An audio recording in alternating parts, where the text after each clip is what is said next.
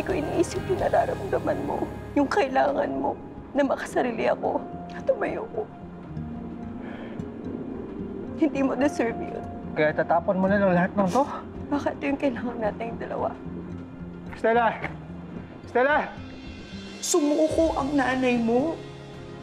Yun yung pagkakaiba namin dalawa. Ako palaban, nanay mo ang hina. At kakapalan ko pa lalo ang pagmumukha ko para lang sa tatay mo. I like Atom. At kung may gusto ka sa kanya, walang problema sa akin yun. Ang problema, parang wala namang gusto ang tao sa'yo.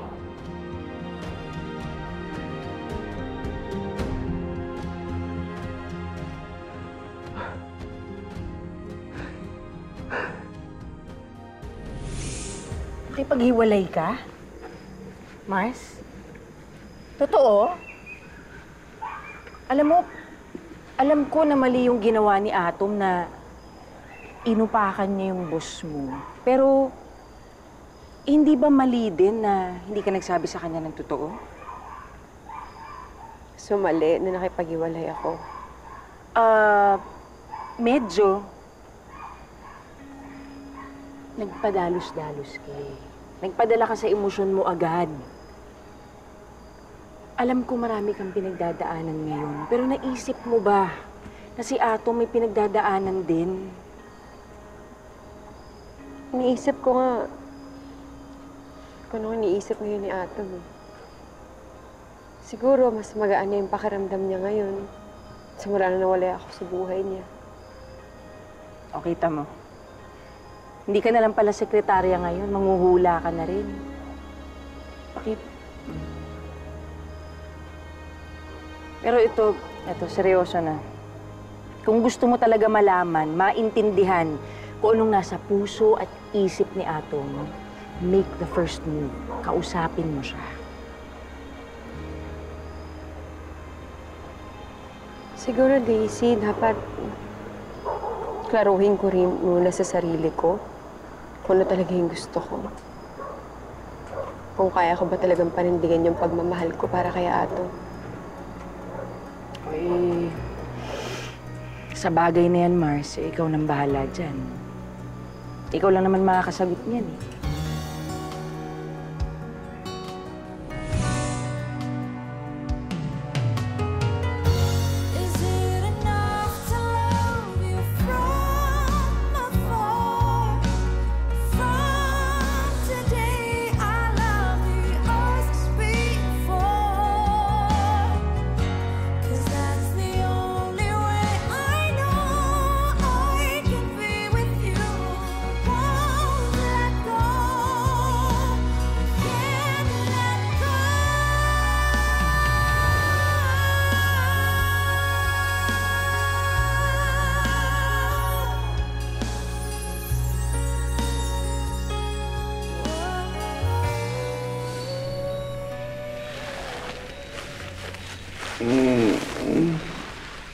Tay?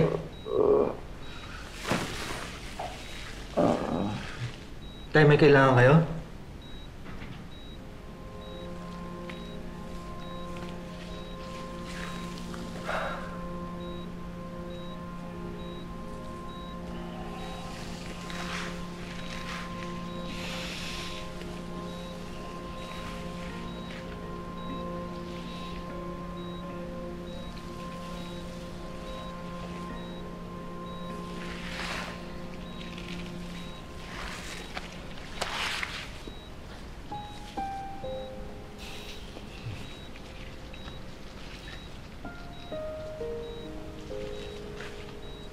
Alam niyo bang hindi ko akalain at hindi ko inisip na magkakasama tayo ulit.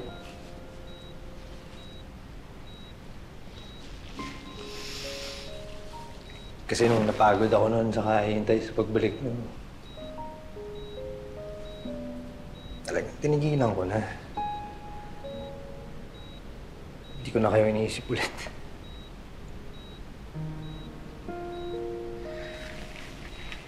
Yung mga natitira yung mga gamit, pinagtatatapon ko na. Yung mga damit niyo, sinunod ko. Pati yung mga litrato. Kaya pag may nagtatanong sa akin, kung nasaan yung tatay ko, sabi ko, wala na. Patay na. Kasi para sa akin, parang mas madaling tanggapin na nawala kayo dahil kinuha kayo ng Diyos. Kesa nawala kayo. Kasi ayaw niyo nang maging tatay ko.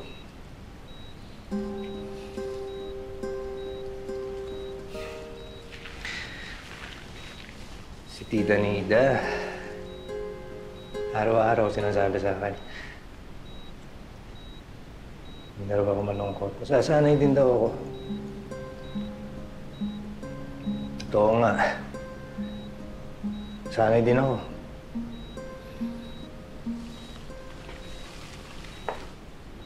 Natuto akong umiti ulit. Harapin ulit yung buhay ko. Pagpatuloy. Akala ko di na ako masasaktan eh. Tapos bumalik kayo.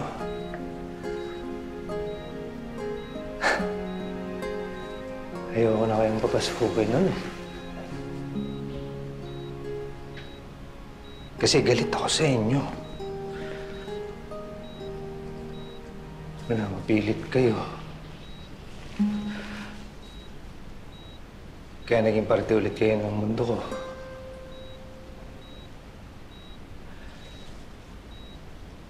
Hindi ko naman sinasadya. Hindi ko sinasadya. Umasa ako eh. Na baka sa pagkakataong to talagang wala nang iwanan.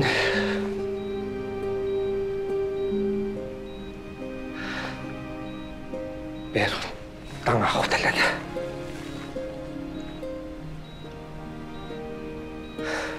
Kasi eto na naman ako.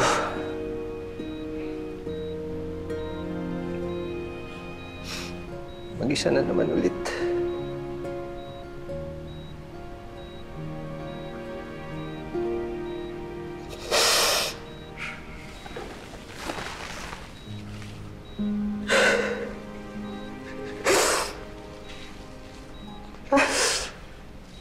Anak.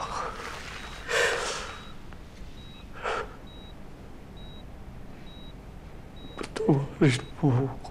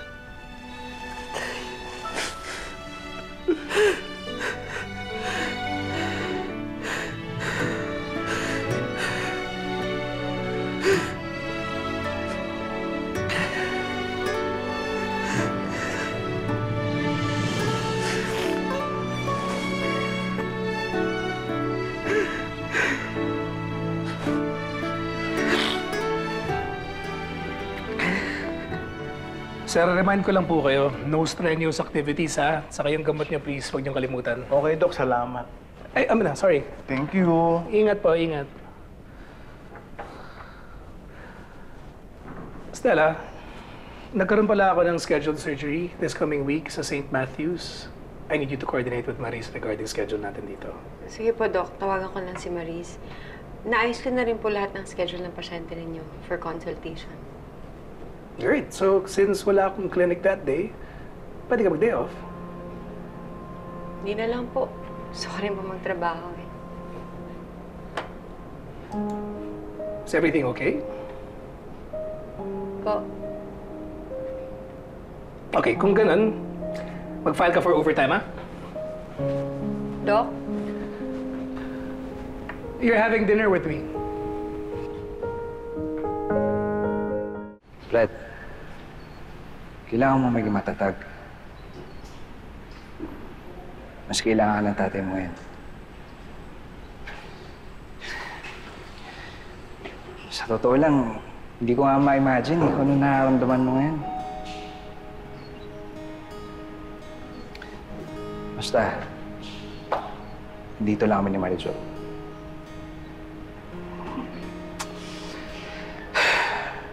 Kaso, kung kailan naman kailangan mo ng katuwang, saka naman kayo naghiwaling ni Stella.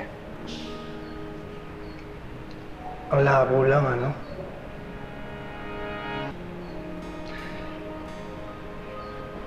Si Stella yung dahilan kung bakit nagkaayos kami ni tatay. Pinagbati niya kami.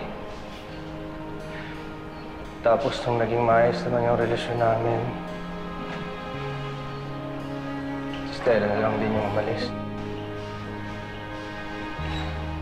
Siya yung bumuo sa amin eh. Pero siya din pala yung mawawasak sa akin. Pero kung mahal mo si Stella, Brad, ipaglaban mo. Baka sinusubok lang kayo ng sitwasyon. Kilala kita. Kaya mo yan. Siguro hindi lang talaga kami nagkakaintindihan. Dami niya na palang sama ng loob sa akin, hindi ko pa alam. Ako naman to ang dami kong iniisip, hindi ko rin siya nabibigyan ng pansin. Wala, siguro pagod na lang kami talaga ng dalawa. Sorry na mabore ka na ata dun sa mga kwento ko. Sorry ah. Noon nakikinig ako. Kaya gusto ko talagang humingi ng pasensya sa inyo kasi nadamay pa kayo. Pati mami niyo nagalit pero hindi ko naman siya masisi. May right naman talaga siyang magalit. Stella, about that, I really want to apologize again. She had no right to do that. But, naiintindihan ko si Mom. She means well.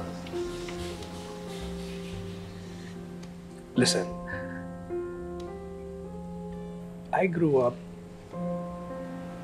in a house with a very controlling and violent father.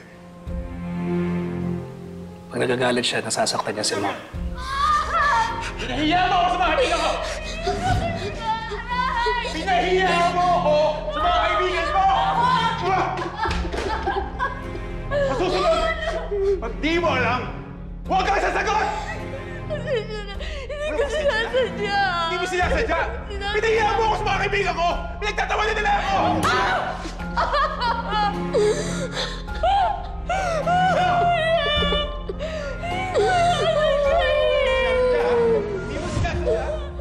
Tiniyas siya lahat niyang yun. Housewife yung mom ko. Si dad lang naman yung nagpapasok ng pera, so... Alam ni mom na hindi niya ako kayang buhayin na mag-isa. Although that really last that long, because it came to a point where ako naman yung sinasaktan ni dad. Doon, hindi na pumayag si mom.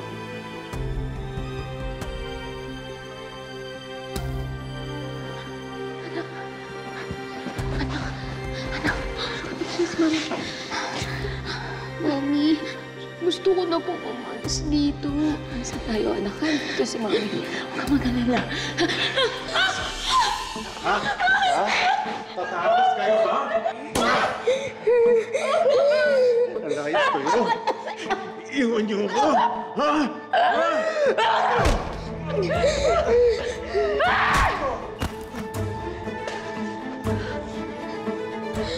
Ano, please? Bilisan mo! Hindi na kami bumalik ni mom simula nun. Dahil sa trauma, she started drinking. Palipat-lipat kami ng bahay. Tapos kung ano-anong trabaho yung pinasok ni mom para lang mabigay niya yung mga pangailangan ko. Like school, food, roof over my head. No, but she found real estate, so there's that. She was good at it pala. The point is, I am who I am now because of my mom. Dahil sa mga pinagdaanan niya. Para lang protektahan ako. Wow. Grabe pala yung pinagdaanan ng mami mo, no? Yeah. That's why, kung yung iniisip mo yung first impression ni mom of you, huwag mo nang problemahin yun. Hindi naman siya ganun eh. She doesn't think that way. Pag nakilala ka niya, she's gonna see that you're a strong, compassionate woman. Just like she is. She's gonna like you, I promise.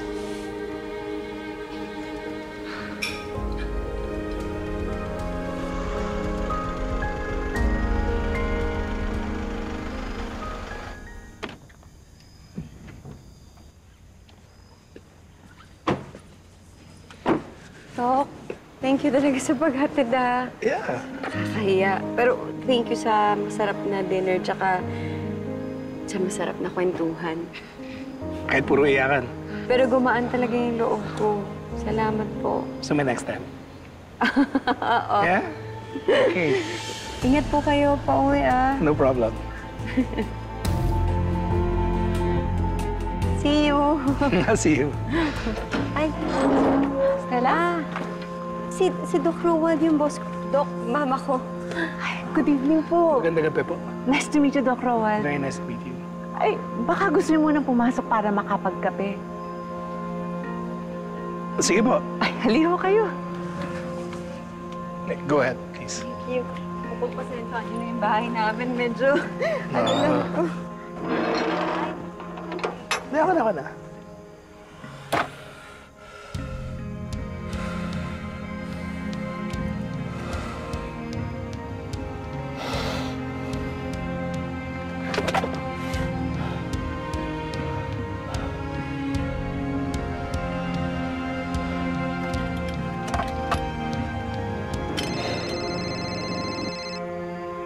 Hello?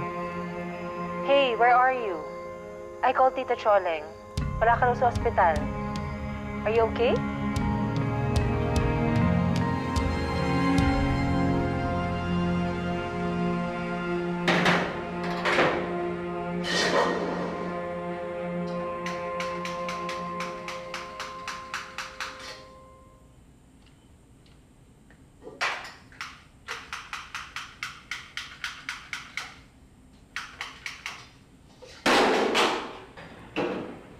Atom? Ano, talaga ba hindi ka magsasalita? Diyan mo na lang ilalabas lahat? Alam mo, kung gusto mo sumabog, gawin mo. Let it go. Sabihin mo lahat ng mga nasa isip mo. Kung gusto mo sa akin, mo sabihin eh. Makikinig ako sa'yo. Ano? Hindi ka nagsasalita? Ano ba?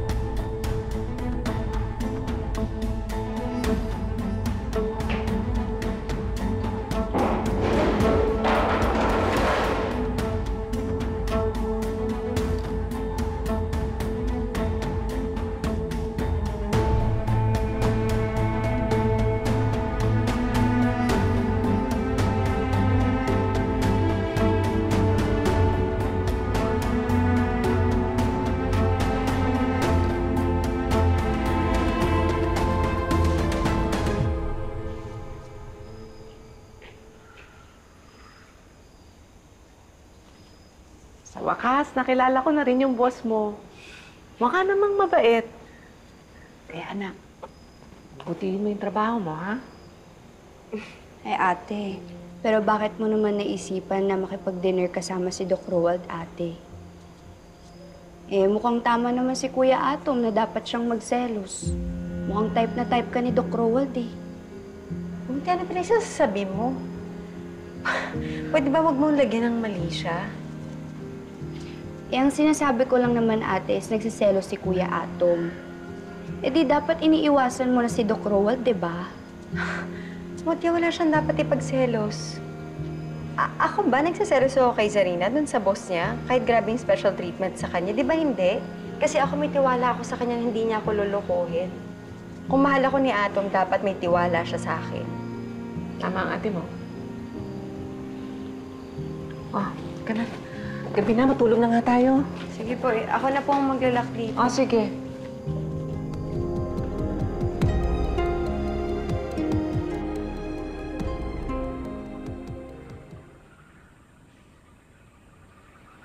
Atom, Sorry. you don't have to say sorry. Basag ako. Wasak na wasak. Hindi dapat ito dinamay. We're two consenting adults who allowed it to happen. And if you're going to be honest with yourself, I know you enjoyed it as much as I did.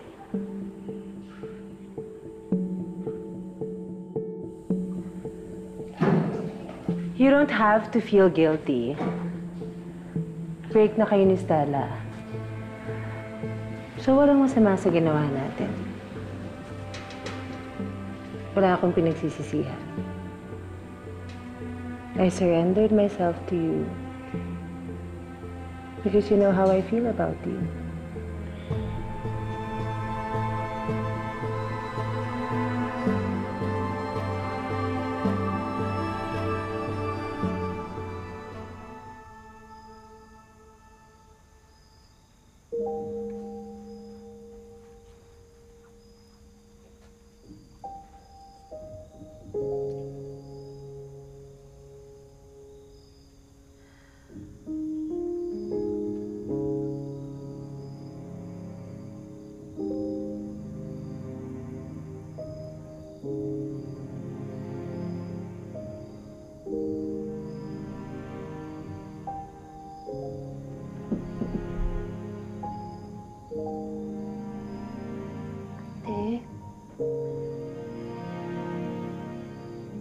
Ate, sorry sa mga nasabi ko kanina, ha?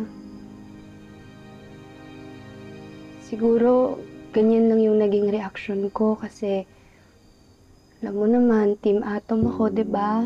Sa simula pa lang, botong-boto na ako sa kanya para sa'yo.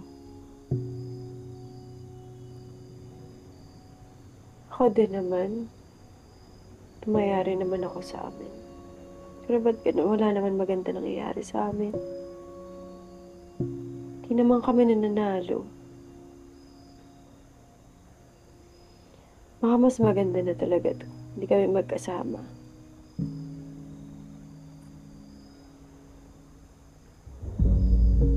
Ate, ba't ka naman ganun?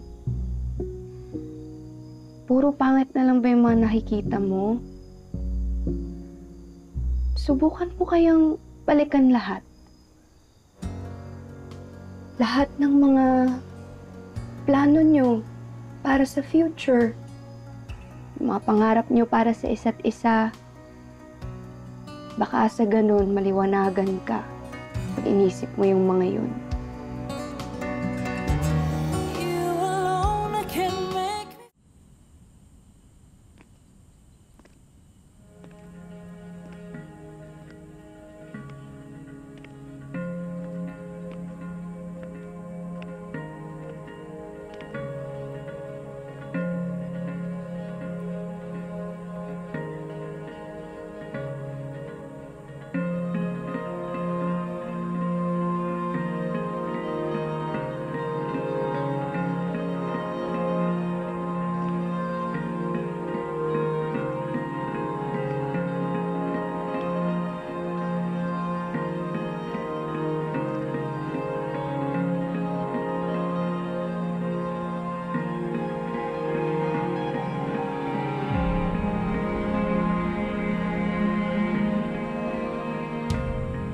Atom, you're a good man. You deserve someone who truly sees you, hears you, loves you. I can be that woman for you. I've fallen for you, Atom.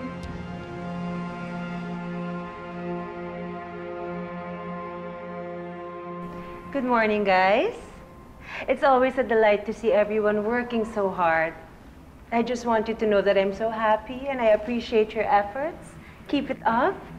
Chef, looking good. I like your new hair. Ma'am Zarina, itong haircut last week pa to. Well, bagay sa'yo. Thank you. Okay, back to work. That's it. Ruel, can you please send me coffee sa office ko? Okay po. Thank you, Ruel. Good job. Anong nakain nun? Parang kakaiba. Mabait na lang eh. Good mood. Ma'am Z, pwede ba tayo mag-usap? Sure. Of course. Upo ka. You know what? I'm planning to set a meeting within the week para sa draft ng contract na expansion natin. What's that? Nabanggit ko na sa'yo ito dati. Napag-isipan ko na rin. Gusto ko na sanang gawing official yung resignation ko.